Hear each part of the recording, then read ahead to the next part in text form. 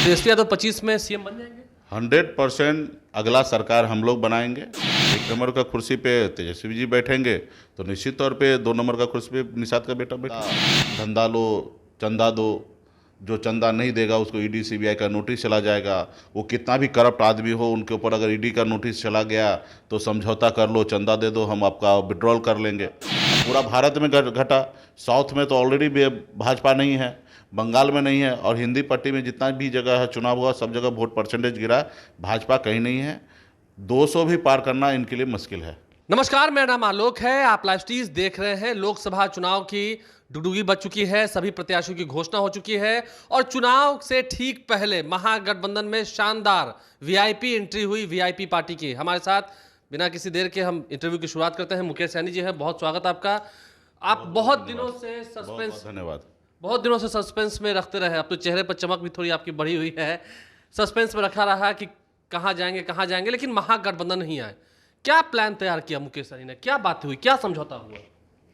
नहीं, देखिए, भाजपा से लड़ाई लड़ना था, ये क्लियर था, और अपने अधिकार के लिए, अपने लोगों के अधिकार के लिए लड़ाई लड़ना है। भाजपा का जो आज राजनीति है वो देश के लिए सही नहीं है। देश में बहुत सारे नेता आए और सभी ने अपने अपने अनुकूल काम किए, कुछ अच्छा काम किए, कुछ बुरा काम किए, लेकिन इतना गलत काम किसी ने नहीं किया जितना काम आज भाजपा के सरकार में है। भाजपा के जो विरोध करता है उनको भाजपा दुश्मन मान रहा है। मोदी जी की सरकार, मोदी जी उनको दुश्मन मान लेते हैं।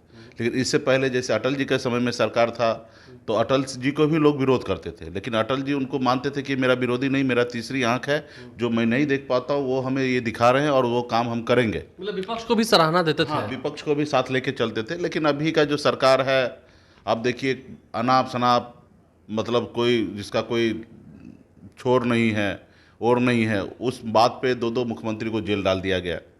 आप देखिए कि किस तरीके से एक इलेक्ट्रोल बॉन्ड के जरिए पैसा उगाही किया गया पूरे देश से। बड़े बड़े बिजनेसमैन, बड़े बड़े उद्योगपति, टेंडर दो, धंधा लो, चंदा दो, जो चंदा नहीं देगा उसको ईडी सीबीआई का नोटिस चला जाएगा। वो कितना भी करप्ट आदमी हो, उनके ऊपर अगर ईडी का नोटिस चला गया तो समझौता कर लो, चंदा दे दो, हम आपका विड्रॉल कर लेंगे। तो ये सारे चीज़ें सही नहीं हैं। जो आपने वादा किया वो पूरा नहीं किया। युवा को नौकरी देने का वादा किया, किसान को आय डबल करने का वादा किया, हर घर गरीब को पक्का घर देने का वादा किया, विदेश से काला धन लाने का वादा किया। 10 साल हो गया, 10 साल पे आप उस पर कोई चर्चा नहीं कर रहे हैं। आप चर्चा क्या करते हैं? हिंदू मुसलमान करते हैं, भाई भाई को लड़ाना चाहते हैं। हमारा देश का युवा बेरोजगार घूम रहा है और आप मीठा मीठा भाषण देते हैं। जो पहले आपने वादा किया उसको पूरा किए कि नहीं किए, कितना किए, वो आप जनता को नहीं बताते हैं। कौन क्या खा रहा पी रहा उसके ऊपर ज़्यादा चर्चा कर रहा है। आपने मुकेश सहनी से कई बार आपने वादा किया कि निषाद आरक्षण हम आपको लागू करेंगे। दिसंबर में आपने मजबूती से कहा कि हम आरक्षण लागू करेंगे, और फिर आप अपनी बात से मुकर जाते हैं। और हमारा मांग कोई नया नहीं है और कोई नाजायज नहीं है, हमारा मांग जायज़ है। जब बंगाल में निषाद को बिंद बिल्दार, नुनिया, मला, चाय, तियर, बनपर, गंगोता, सभी को जब बंगाल में आरक्षण मिल सकता है एससी का, जब दिल्ली में एससी का आरक्षण मिल सकता है, तो बिहार, यूपी, झारखंड में क्यों नहीं मिल सकता है? और कई बार आपने माना कि आपका मांग जायज़ है और हम करेंगे, और फिर समय आ जाता तो भूल जाते हैं। तो ये सब चीज़ को देखते हुए भारतीय जनता पार्टी से पहले निर्णय ले लिया था कि हम आरक्षण के बगैर कोई समझौता नहीं करेंगे, गठबंधन नहीं करेंगे। हमारे लिए सीट मायने नहीं रखता है। हमने ज्ञानेश्वर जी को आप ही के चैनल पे हमने कहा था कि मेरे लिए सीट मायने नहीं रखता। एक सीट के लिए उससे गठबंधन करना, जहर खा लेंगे, राजनीति से संन्यास ले लेंगे, चलेगा, लेकिन अपने एजेंडा से हम समझौता नहीं करेंगे। मतलब अगर वो आपको सीट नहीं भी देते, निषाद को आरक्षण देते, तो आप उनके साथ रहते? हाँ, हमने बोला, पब्लिक डोमेन में है, और हमने बोला कि आरक्षण हमारे लिए सर्वोपरि है। आरक्षण दे दीजिए, सीट मत दीजिए, लेकिन आरक्षण दे दीजिए तो हम आपको मदद करेंगे। और रहा कि एक सीट पे जो बाकी लोग एगो टिकट पे, कोई एगो सीट पर जो समझौता कर लिया, वो हम नहीं करेंगे। हमारी एक पॉलिटिकल पार्टी है, लाखों कार्यकर्ता पार्टी के लिए दिन रात मेहनत कर रहा है, खर्च कर रहा है, खून पसीना बहा के पार्टी को आगे बढ़ाया। सिर्फ अपने स्वार्थ के लिए कि हम एक सांसद बन जाए और दिल्ली में जाके मंत्री बन जाए, ऐसी राजनीति हमें नहीं करना है। हम तो बिहार में मंत्री थे, लेकिन हम अपने अधिकार के लिए, अपने एजेंडा के लिए लड़ाई लड़ रहे हैं। बिहार से लेकर यूपी तक लड़ाई लड़ने के लिए चले गए। मोदी जी के खिलाफ, योगी जी के खिलाफ हमने लड़ाई लड़ा, और जिसका हुआ कि वो उन्होंने हमारी पार्टी को तोड़ दिया, हमारे विधायक को खरीद लिया, हमको सरकार से बाहर कर दिया, जो सरकार हमने बनाया था। तो खैर, लड़ाई में सब जायज़ है, उनको जो करना था उन्होंने किया। अभी हमको जो करना है वो हम कर रहे हैं। तो आज हम इंडिया गठबंधन के साथ मजबूती से काम कर रहे हैं। अभी तक 50 रैली हमने कर चुका है और पूरे जितने भी हमारे प्रत्याशी है, पहले चरण का तो ख़त्म हो गया, दूसरे चरण में भी हम लोग प्रचार कर रहे हैं और मजबूती से वीआईपी पार्टी के जितना भी वोटर है, जितना भी वीआईपी पार्टी को मान रहे हैं, निषाद समाज के लोग हैं, आज मजबूती से इंडिया गठबंधन में है और इंडिया गठबंधन के प्रत्याशी को एक एक आदमी को एक एक वोट देकर मजबूती से उसको विजय बनाने के लिए दिन रात परिश्रम कर रहे हैं। नहीं, ऐसी क्या बुद्धि लगाई मुकेश सहनी ने? मछली तो खाते हैं हेलीकॉप्टर में, उसकी भी बात हम करेंगे। मछली आप खाते हैं, तेजस्वी यादव के साथ संतरा खाते हैं, नारंगी खाते हैं, बीजेपी को मुंह चिढ़ाते हैं। ऐसी क्या बुद्धि लगाई आपने कि आप महागठबंधन छोड़ के गए? मौर्या होटल का वो प्रेस कॉन्फ्रेंस मुझे याद है, मैं भी वहां था। फिर आप आए और 3 सीटें पिछली बार भी आपको मिली थी, फिर से 3 सीटें ले ली। क्या ऐसी बुद्धि लगाई? नहीं, इसमें बुद्धि क्या लगाना है भाई, हमने प्रदेश में काम किया है, मेरे पास वोट है, हमारे साथ लोग हैं और हमारे लोग हमारे साथ है। हमने कई उपचुनाव लड़के हम अपने ताकत का एहसास पूरे बिहार को, प्रदेश को हमने कराया है। बोछा में हो या कुरनी में हो या सिमरी बख्तियारपुर में है, अकेले अपने चुनाव लड़कर 10% 17% वोट लाके मैंने दिखाया। तो निश्चित तौर पे गठबंधन की राजनीति है तो, और हमारे वोट को ताकत को देखते हुए लालू प्रसाद जी ने पहले भी निर्णय लिया था हमसे गठबंधन किए। बीच में हम लोगों का आपस में थोड़ा सा तालमेल सही नहीं रहा, इसलिए हम लोग बाहर निकले थे और फिर बात हुआ कि हम लोग साथ में काम करेंगे। तो निश्चित तौर पे हम लोगों का सामाजिक न्याय के लिए का लड़ाई लड़ना है। लालू जी के विचारधारा को हम हमेशा मानते रहे हैं।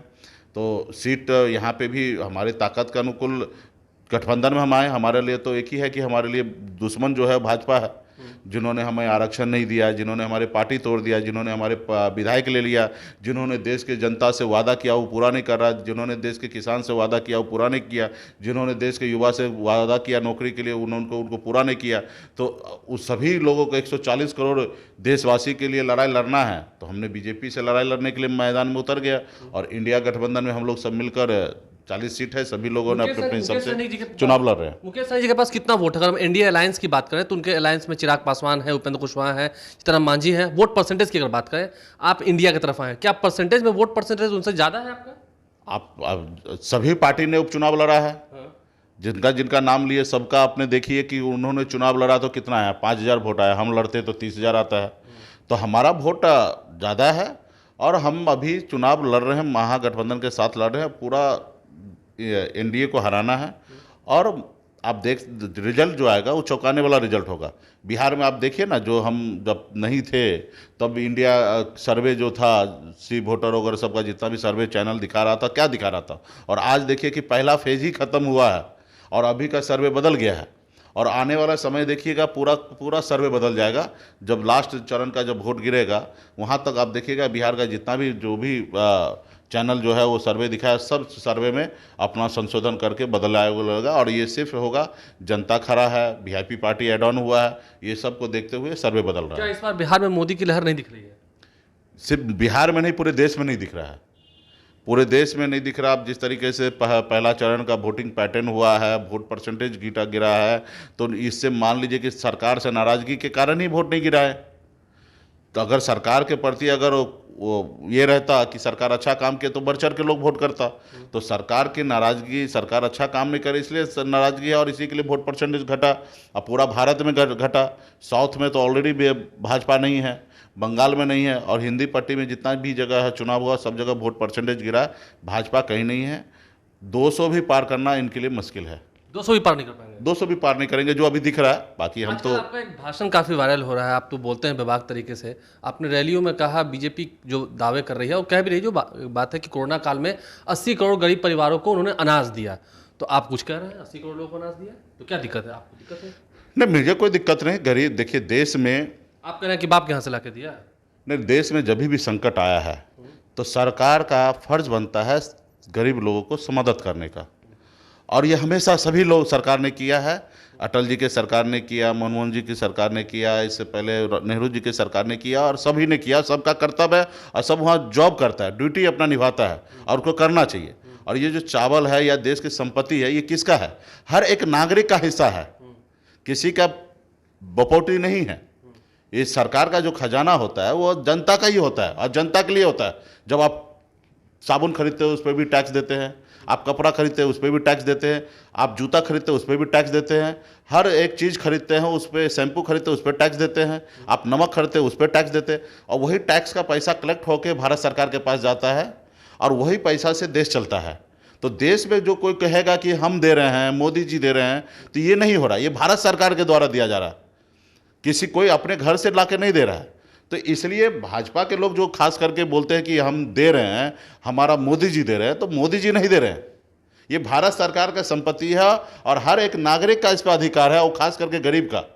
तो ये बात को लेकर हमको आपत्ति है कि भाई, और ये सब चीज़ आपके रिजर्व में थोड़ा हो रहा है, पहले से भी दिया जा रहा। पहले किरासन तेल मिलता था, चीनी मिलता था, दाल मिलता था, क्या नहीं मिलता था, सब चीज़ मिलता था। और आज आप अगर कोई योजना बनाए हैं और उस योजना के तहत अगर आप किसी को कुछ दे रहे हैं तो आप मेहरबानी नहीं कर रहे हैं। और हम तो कह रहे हैं ना भाई, ये योजना आप बंद कर दीजिए। आपने जो वादा किया 2 करोड़ युवा को नौकरी, हमारे भाई को, हमारे बच्चे को नौकरी दीजिए। आपने कहा था कि किसान को आय दुगुनी करेंगे, आप किसान का आय दुगुनी कीजिए। आपने कहा था विदेश से काला धन लाएंगे, आप विदेश से काला धन लाइए। आप हमारे बच्चे के पढ़ने के लिए स्कूल बनाइए, हमारे बच्चे के इलाज के लिए हॉस्पिटल बनवाइए। आप ये सब काम कराइए, हमें अनाज नहीं चाहिए। और ये अनाज क्या आप 5 किलो दे रहे हैं, इससे क्या इंसान की ज़िंदगी निकल जाएगा? आप ऐसा योजना बनाइए जिससे समाज आगे बढ़े, देश आगे बढ़े। सिर्फ आपका वोट बैंक बढ़े वो योजना मत बनाइए। और जिस रोज़ आप अपने वोट बैंक को बढ़ोतरी के हिसाब से देखिएगा कि आप सत्ता में रहे और ऐसा ऐसा लोभ लालच दे के हम ये करें, तो ये सही नहीं है। अगर ऐसा रहता तो इसलिए चुनाव आयोग इतना क्यों मेहनत करता है कि चुनाव में पैसा बांट के वोट मत लो। आप तो खुला खुला देखे कर रहे हैं। और खास करके हम लोगों को सबसे बड़ी लड़ाई है कि मोदी जी हमारे संविधान को नहीं मान रहे हैं, और नहीं मान रहे संविधान को ये लोग ख़त्म करने में लगे हुए हैं। आज हम लोगों को जो भी मिला ये संविधान के वजह से मिला, नहीं तो एक समय था हम लोगों को कुर्सी पे बैठने का हैसियत नहीं रखा गया था, हमारे हाथ से लोग पानी नहीं पीते थे, हमको अपनी बराबरी का नहीं समझते थे। उनके घर पे अगर पशु जाते थे तो उनको सम्मान करता था, इंसान जाते थे तो गंगा जल से धोते थे। ये सब बदलाव कैसे हुआ? 1947 के बाद जब देश आज़ाद हुआ, देश में लोकतांत्रिक व्यवस्था हुआ, बाबा साहब भीमराव अंबेडकर ने संविधान दिया और संविधान में सभी नागरिक को समान अधिकार दिया, तब ये बदलाव हुआ। वो तो कह रहे, मोदी जी तो कह रहे थे संविधान की, संविधान अब कोई नहीं बदल सकता है। ये लोग झूठ का फैला रहे हैं। संविधान बनाने वाले 80% लोग जो है वो सनातनी हैं। बनाने वाले कौन थे उस पर कभी डिबेट हुआ ही नहीं है। हम ये नहीं कह रहे कि किसने बनाया नहीं बनाया, हमने कह रहे कि जो बनाया, जो लोग साथ थे, जो लोग बनाया वो सब अच्छे थे। इसलिए हमारा संविधान इतना पवित्र और अच्छा बना जिसमें गरीब, पिछड़ा, दलित सभी को कल्याण हो रहा है, हर वर्ग के लोगों को, सामान्य वर्ग के लोगों को भी कल्याण हो रहा है। ये संविधान बहुत अच्छा है। लेकिन ये संविधान को नहीं मान रहे ना, ये संविधान को बदलने की बात कर रहे हैं ना। 1/3 बहुमत लाके इनको चाहते हैं कि 2/3 बहुमत लाके हम इसको बदलना चाहते हैं। इनके सभी नेता बोलते हैं, आरएसएस बोलते हैं, और आरएसएस हमेशा संविधान को विरोध किया है, आरएसएस हमेशा आरक्षण का विरोध किया है। इसमें कोई किसी को कोई दो राय है क्या? तो ये लोग खाली अभी बोलने के लिए तो ये कुछ भी बोलते हैं, जब इसका समय आ जाता बोलने के लिए तो बोले थे कि हम दिसंबर में निषाद को आरक्षण लागू करेंगे, लेकिन नहीं किए, समय निकल गया। तो बोलने के समय में बहुत वादा करते हैं और वो बहुत ऐसे चीज़ है बोलते नहीं है लेकिन वो कर देते हैं। कभी बोला था चुनाव से पहले कि हम ऐसा धंधा लाएंगे जिसमें हम चंदा दो और धंधा लो वाला स्कीम लाएंगे? कभी किसी को बोला था? 2014 में नहीं बोला था, लेकिन आए तो कि लागू कर दिए ना। इसमें किसका फायदा हुआ? सिर्फ पॉलिटिकल पार्टी को फायदा हुआ, और उसमें भी सबसे ज़्यादा पॉलिटिकल पार्टी किसको हुआ? बीजेपी को हुआ है। पूरा भारत के जितने भी पॉलिटिकल पार्टी है उसको जितना चंदा है उससे ज़्यादा चंदा, 60% चंदा सिर्फ भाजपा को आया। 40% में भारत के जितने भी पॉलिटिकल पार्टी है, 2500 पार्टी, 3000 पार्टी है, उन सबको मिला है, उनको अकेले इतना मिला। आज ये पार्टी चला रहे कि कम नहीं चला रहे? हर जिला में देखिएगा इनका एक आलीशान ऑफिस बनाया जा रहा है। आप जनता का पैसा, आप बड़े बड़े उद्योगपति से पैसा ले रहे हैं, आखिर वो पैसा कहाँ से ला रहा है? वो जनता से ही ले रहा है। आप मनमानी तरीके से आप मोबाइल का रिचार्ज आप करने के लिए जाता है, उसका डेट बदल दे रहा है, आप उनका रेट महंगा कर दे रहा है, प्लेन का टिकट का रेट महंगा कर देना है। डायरेक्ट आप पे एक इल्ज़ाम भी लगाया था कि सनातन धर्म को ठेस पहुंचा रहे हैं। आप और तेजस्वी यादव साथ बैठ के मछली खाते हैं नवरात्र में। मछली क्यों खा रहे हैं? खाने का चीज़ें हम खा रहे हैं, नवरात्र खाएंगे आगे मछली खाएंगे? जरूर हमेशा खाते हैं, रहेंगे। जब जो हमको जिस रोज़ अच्छा लगेगा, जिस रोज़ हम खुद सनातन हैं, हम खुद हिंदू धर्म को फॉलो करते हैं, हम खुद पूजा पाठ करते हैं, हम जिस रोज़ पूजा पाठ करते हैं उस रोज़ हम नहीं खाते हैं। तो हमको पता है कि हमको क्या करना है, ठीक है। जिस रोज हमको नहीं खाने का इच्छा है, जिस रोज हमको लगता है नहीं खाना चाहिए, उस रोज हम नहीं खाएंगे, और जिस रोज खाने का मन होगा उस रोज खाएंगे। और मोदी जी को हम कह रहे हैं कि देश का प्रधानमंत्री जी हैं, 140 करोड़ का माई बाप है, आप अपना काम कीजिए, जिनका जो काम है ना उनको करने दीजिए। आप खुद हिंदू धर्म को नहीं फॉलो करते हैं, आप खुद सनातन धर्म को फॉलो नहीं करते हैं। कैसे कैसे? भाई हमारे भारत के शंकराचार्य, जिसको हम लोग साक्षात शंकर भगवान का उपाधि दिए हैं, उनको कहने से उन्होंने कहा कि मंदिर अधूरा है, इसको पूजा पाठ नहीं होना चाहिए, राम मंदिर। इन्होंने माना? नहीं माना।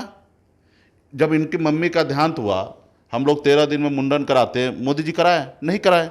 मतलब ये सनातन धर्म को नहीं मान रहे। तो इनसे हमको ये पाठ सीखने की आवश्यकता नहीं है, हमको पता है कि हम क्या करेंगे, ठीक है। और इनको देश चलाएं, धर्म के हम लोग आगे लेके जाएंगे। ये तो धर्म को नाश करने पे लगे हैं, हिंदू मुसलमान के लड़ाने में लगे हैं, राजनीति में धर्म को ला रहे हैं, ये सब सही नहीं है। तो इसके लिए मोदी जी से आग्रह, हाथ जोड़ के विनती है कि आप देश चलाइए, देश में अच्छा काम कीजिए, जो आपने वादा किया वो पूरा कीजिए। आप नहीं कर सकते तो कुर्सी छोड़ दीजिए, बहुत सारे लोग हैं देश में, वो कुर्सी पे बैठेंगे, देश को आगे बढ़ाएंगे। तेजस्वी यादव से कितना प्रेम बढ़ा है, कितना प्रेम है, कितना भाई? पहले से ही अच्छा भाईचारा है। लालू जी को हमेशा हम पसंद करते हैं, तो तेजस्वी जी को क्यों नहीं पसंद करेंगे? कि तेजस्वी यादव में अब वो काबिलियत है, मतलब अब जब साथ आ गए हैं, वोट एड ऑन हुआ है, आप वोट एड ऑन की बात करते हैं, वीआईपी पार्टी साथ आई है, अब महागठबंधन में वीआईपी की एंट्री हो गई है, तेजस्वी यादव 25 में सीएम बन जाएंगे? 100% अगला सरकार हम लोग बनाएंगे, आप लोग बनाएंगे? 100% बनाएंगे, तेजस्वी जी के नेतृत्व में बनाएंगे, और बिहार में हमारा सरकार होगा। अल्लाह के बेटे को हम लोग डिप्टी सीएम मान के चले, देखें उस कुर्सी पर? निश्चित तौर पे, जो गरीब गुरबे हैं जो देख रहे हैं आपको नहीं, निश्चित तौर पे 1 नंबर का कुर्सी पे तेजस्वी जी बैठेंगे, तो निश्चित तौर पे 2 नंबर का कुर्सी पे निषाद का बेटा बैठेंगे।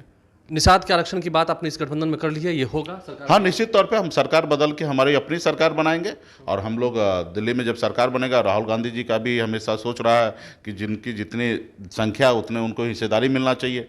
जो चीज़ पहले किसी कालखंड में सही नहीं था, नहीं हो पाया, उसको पूरा करना है।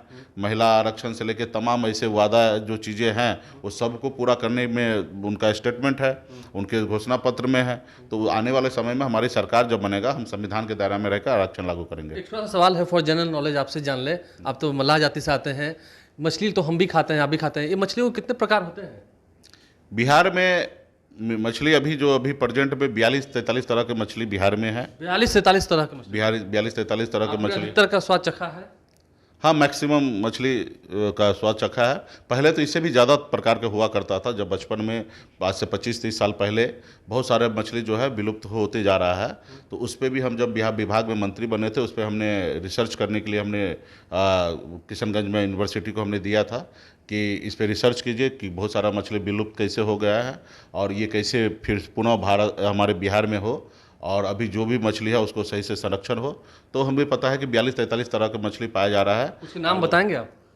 नाम तो बहुत सारा है, मतलब जैसे है रेहू है, कतला है, बुआरी है, नैनी है, सौरा है, कबई है, सिंघी है, मुंगरी है, बामी है,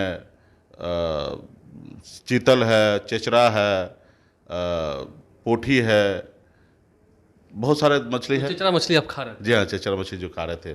और अलग अलग सोन में अलग मछली है, गंगा जी में अलग है, रीठा है, तो बहुत अलग अलग जगह पे कोसी में जाइएगा तो बहुत सारा अलग अलग मछली है, तो भोरा है, तो बहुत सारा का मछली है, सब अलग अलग एरिया में। नीतीश कुमार जी काफ़ी हमलावर हैं, निजी हमले बोल रहे हैं बिहार में। नरेंद्र मोदी के साथ कैसा दृश्य आया था, आपने देखा था? बस मैं इतना ही कहूँगा, नीतीश जी से आग्रह करूँगा कि आप बिहार के मुख्यमंत्री हैं, लंबे समय से मुख्यमंत्री रहे हैं, और मैं आपसे आग्रह करूँगा कि इतने गर्मी में आप बाहर नहीं निकलिए। आप लोग तो निकल रहे हैं गर्मी में बाहर। नहीं, उम्र हो गया ना, और इसके कारण, गर्मी के कारण स्टेज पे जाके जो बात नहीं बोलना चाहिए, जो बात से हम लोग शर्मिंदा अपने आप को महसूस करते हैं, वो सब बात बोल दे रहे हैं। तो उम्र की वजह से ये हो रहा है। ऐसे जब वो स्वस्थ थे तो ऐसा बात कभी नहीं बात रखे, अभी अस्वस्थ होने के कारण ये सब बात रख रहे हैं। तो इसको हम लोग ये नहीं कह सकते कि वो गलती करे, उम्र का तगाजा है। हम उनके जितने भी अगल बगल के लोग हैं सबसे आग्रह करेंगे, हाथ जोड़ के विनती करेंगे कि उनको आराम दीजिए, और थोड़ा इलाज की आवश्यकता है, दवा वगैरह सब हो, इलाज पानी हो, और हम चाहेंगे, भगवान से मनाएंगे कि स्वस्थ होके फिर मैदान में आएंगे। एनडीए की विदाई का प्लानिंग तैयार कर लिया है तेजस्वी यादव के साथ? हाँ, विदाई है। हम लोग तो जो कर रहे हैं जनता का आवाज़ बन के।